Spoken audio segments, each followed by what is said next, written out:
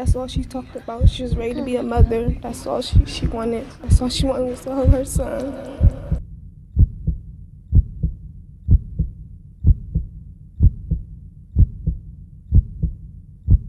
Marlaizia LaShonda Jones, also known as Tweety Bird, was born February 6, 1996 in Columbus, Ohio. Her final days were spent counting down the days for the birth of her baby boy. She attended Youth Build Columbus Community School, where she obtained her high school diploma. She enjoyed playing volleyball, running track, dancing, and fashion. She had dreams of being a model someday. She was also excited about becoming a mother to her baby boy. Her obituary read that she would have been a great mother. Everyone that knew her would say she had a heart of gold.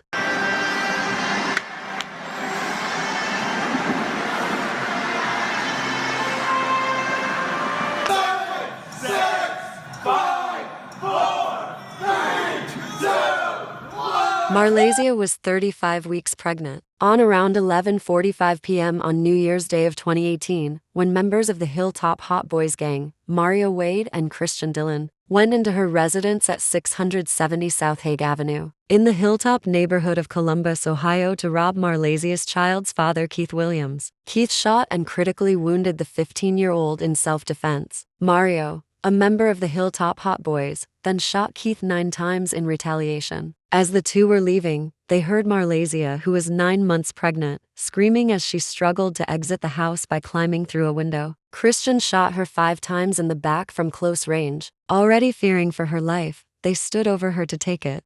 After the shooting, a woman drove the gunmen around Columbus, dumping 2 guns in 2 separate sewers and 1 gun in Big Walnut Creek. The woman was later found out to be Aliana Royster. The pregnant woman and her boyfriend are victims of a homicide, but doctors were able to save their baby. 21-year-old Marlaizia Jones Maddox and 23-year-old Keith Brian Williams III were shot to death in their Hague Avenue home at around 11:40 last night. Another man is in the hospital in critical condition. The baby boy is also listed in critical condition. Both Williams and Maddox's family say they are shocked and emotional. That's all she talked about. She was ready to be a mother. That's all she wanted. That's all she wanted was to hold her son. Police are looking for a silver or gray SUV that may have bullet holes in the passenger side that was spotted leaving that scene.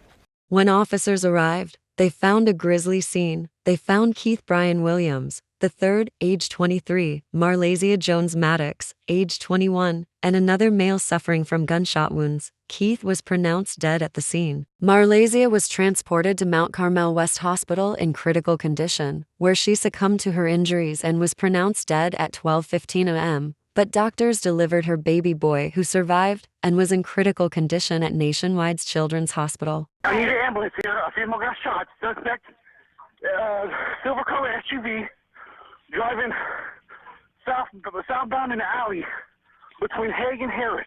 I'm not saying nothing else. Just shot fired. Wow, tonight we are learning new information about a double homicide and the baby that doctors saved. Marlazia Jones Maddox and Keith Williams III were killed. A 3rd victim is in critical condition. Doctors delivered the baby at 35 weeks. ABC 6's Lisa Rantola joins us now live with what the family is saying about the tragedy and the baby's chances. Lisa. Family members are still trying to grasp the 2 murders of this young couple, but they now focus on that unborn baby that went through the emergency delivery overnight. Doctors did tell the family that the little boy's vitals were low. They won't know about brain damage for another 72 hours. 32 days before her due date. He loved Marlaizia.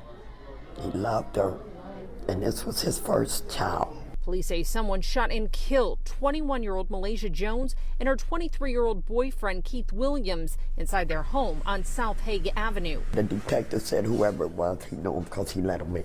The couple just had New Year's Day dinner at Gwen Galloway's house, his grandmother. My first grandson.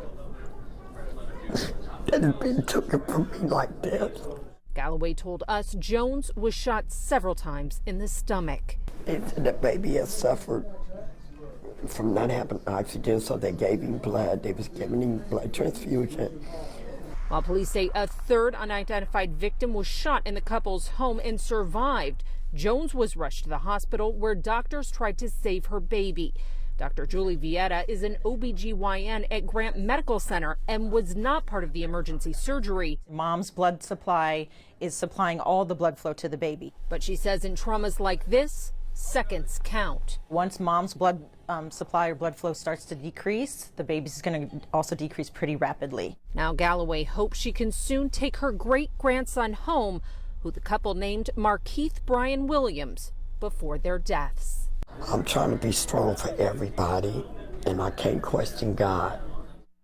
The baby boy needed blood transfusions and lost oxygen at one point, which led to brain damage. The baby, who was without oxygen for more than 45 minutes, was later diagnosed with cerebral palsy. He's opened his eyes, and he looks so beautiful. All new tonight at 6, a mother opens up about the loss of her pregnant daughter. Markeith Williams, named for his mom and dad, is fighting for his life tonight. His mother died before even meeting him, but her mother tells Steve Levine she's ready to step in to raise her grandson. And so she was looking forward to really taking care of him. Wivonda Jones remembering her daughter Marlaizia Jones-Maddox during her final weeks of her pregnancy as she prepared for the birth of her son. But tragically, a month before the due date, the baby was born during an emergency delivery, just hours after his mom and dad Keith Williams were murdered in their South Avenue home by an unknown gunman during an apparent robbery. I could never imagine that would happen to my child like that. That's so senseless and so evil. Relatives named the baby Markeith, a combination of his parents' names. Family members say the baby suffered from not having enough oxygen and was given a blood transfusion. He remains in critical condition, but fighting hard to stay alive. He's opened his eyes, and he looks so beautiful. He's opened his eyes, and he's looking around, and there's angels, you know, like, and I really think that God is going to let him pull through. He's a strong baby. A third person was also shot, but he has not been identified by police. Officers now looking for a silver SUV with bullet holes that may be linked to the killers. Wivonda just praying her newborn grandson gets the justice he deserves. This better remember this, what goes around come around, because God does not like ugly.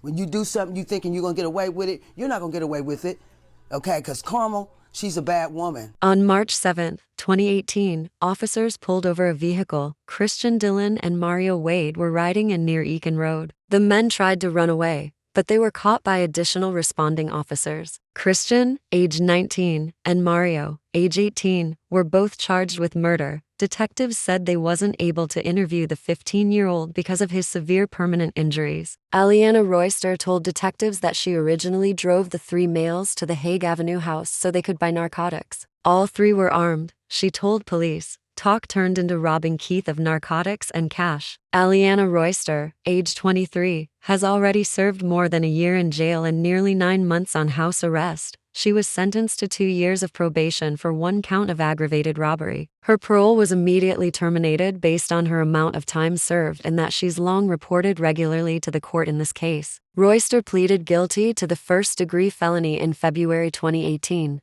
How do you tell a child, like, come on now, why you don't have a mother or father because somebody decided to go and take their life? It's not right. It's not fair to him at all. Justice, years in the making after a couple was shot and killed celebrating the new year. Their son survived the tragedy but is left without his parents. Tonight, their families have some relief. A guilty verdict for the man police arrested. Bree Buckley sat down with the family after their decision. What did they share with you? Well, I mean, a lot of emotion today, of course. You imagine they're still mourning the loss, but say that there's some relief knowing that justice has been served. Relief for a Columbus family after nearly 4 years of searching for justice. It's not the end, you know, it's just the beginning, but it felt like a weight kind of just lifted. Keith Brian Williams and his pregnant girlfriend, Marlaizia Jones-Maddox, shot and killed on New Year's Day 2018. Police say they were robbed on South Hague Avenue in the Hilltop, both in their early 20s.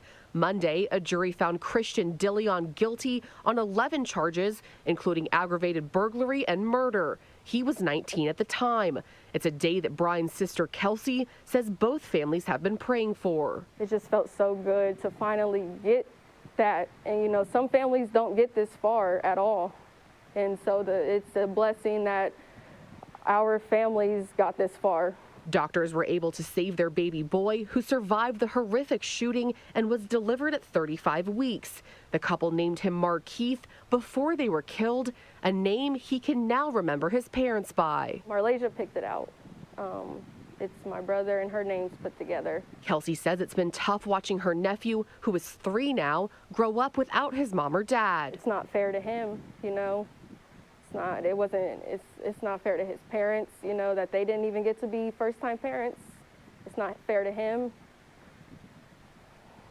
It's just not fair. She says each new crime that happens in the city is a painful reminder of what her family endured and what Markeith will have to face as he gets older. Just stop, you know, let people go home to their families.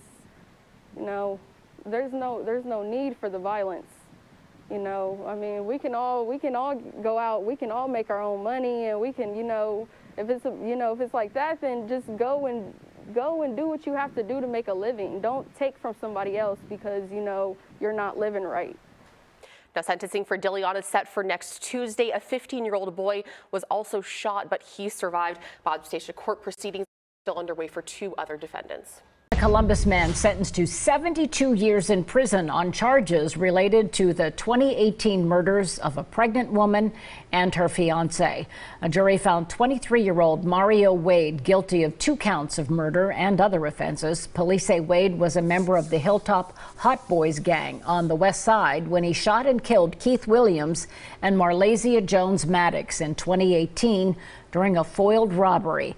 Wade was sentenced to 30 years for each of the 2 aggravated murder convictions, with an added 12 years for various other charges. Dillon was convicted in November 2021 and was given 78 years to life. On January 1st, 2018, Wade, Christian Dillon, 19, and a 15-year-old, identified by law enforcement and prosecutors, had entered a home, destroying lives of many, including an innocent baby. The 15-year-old is now paralyzed in 3 limbs due to being a part of a street gang and going along to a robbery that took the life of 2 first-time parents who will never get to hold their child. As always, my prayers are to the families of this tragedy. May Marlaizia and Keith forever live on through their son, Markeith. I would have had time to tell you all the things I needed to say. I never got to tell you how much you meant to me, or that you were the best aunt, better than any aunt could be. I'm sorry, y'all. The last time that I talked to you, I wish I would have known. I would have said I love you and kept you on the phone. If I only had 5 minutes the night you passed away, I'd give you one last hug so tight and see a great big smile. I'll tell you that I don't think I could live without you, not even for a while. I'd kiss your cheek and take your hand and tell you it's okay to go. And tell you that I'll miss you more than you'll ever know. But you were gone so quickly, one last car ride you take. Before you even knew it, you were standing at heaven's gate.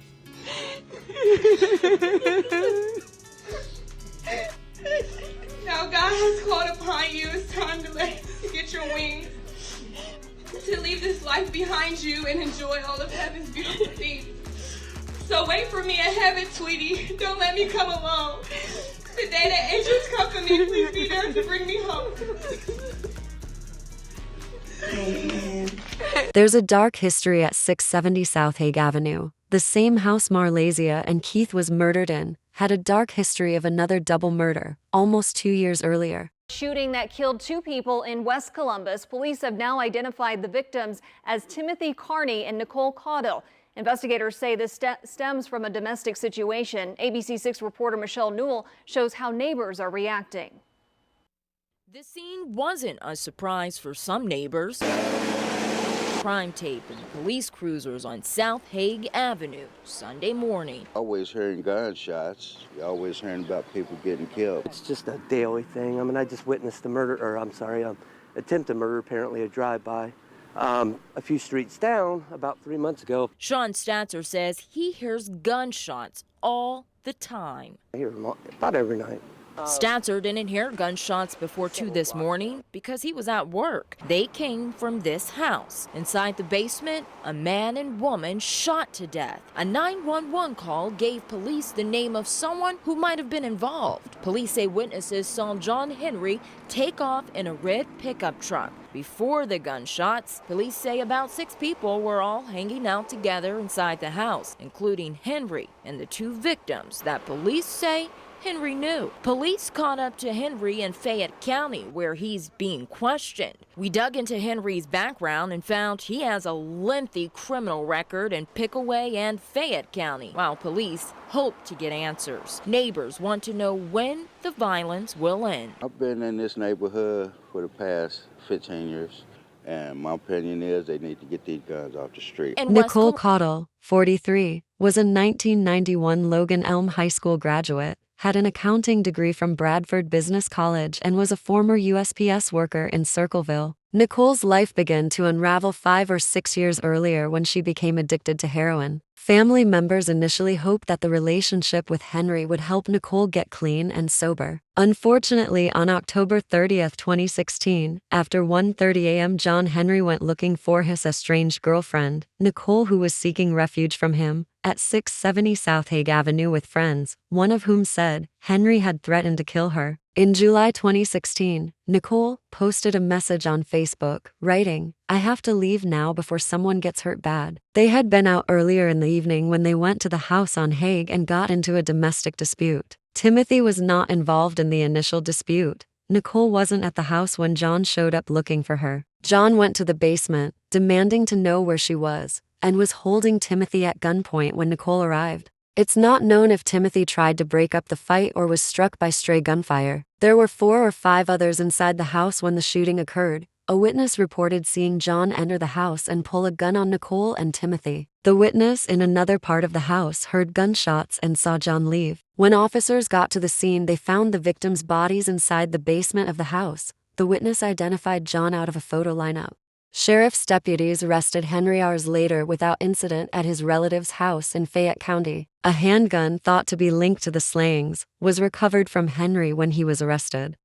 Henry was arrested and taken to Fayette County Jail for questioning. He was charged with 2 counts of murder. Detectives searched for evidence inside of the house after they got a search warrant to go inside the home. Henry has a lengthy criminal record in Pickaway and Fayette County. He has 1 charge out of Franklin County. Some of the charges on Henry's record include domestic violence and assault. Nearly 1 year after the slayings, John Henry was sentenced to life in prison with no chance of parole for 46 years. Henry declined to make a statement or issue an apology during his hearing in Franklin County Common Pleas Court. 3. A lack of compassion. There is a lack of insight. There is a lack of empathy. There is a lack of concern and understanding that you exhibit that troubles my soul, Judge Kimberly Cockcroft told him. To be intentional in hunting down someone who you claim to love is just one of the most vile things that I think anyone can do. She imposed the sentence recommended by prosecuting and defense attorneys, 23 years to life for each death, after John pleaded guilty to 2 counts of aggravated murder with gun specifications and 2 counts of kidnapping.